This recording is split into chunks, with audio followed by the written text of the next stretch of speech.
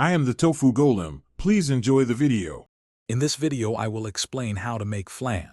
First, let's create the delicious caramel base.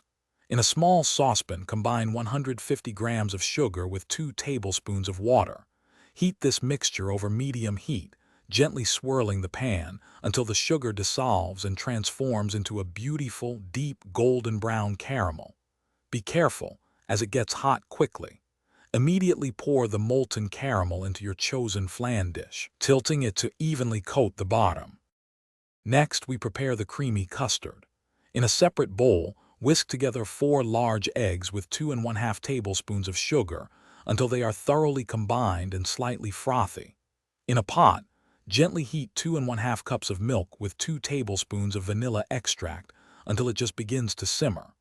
Gradually add the warm milk to the egg mixture, whisking continuously to prevent the eggs from scrambling.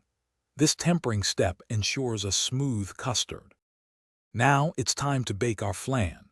Carefully pour the prepared custard mixture over the cooled, hardened caramel in your dish. Place this flan dish into a larger baking tray. Fill the larger tray halfway with hot water to create a bain-marie, or water bath.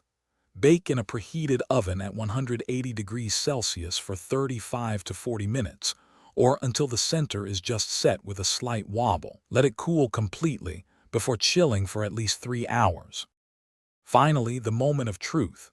Once your flan is thoroughly chilled, run a thin knife carefully around the edges of the dish to loosen it. Place a serving plate upside down over the flan dish, then confidently flip it over. The beautiful caramel sauce will cascade over your perfectly set flan. Slice and serve this delightful Mauritian dessert. For more great kitchen tips and deals, including a link for the Owala water bottle, check the description below. Thanks for watching. Consider subscribing if we helped you today.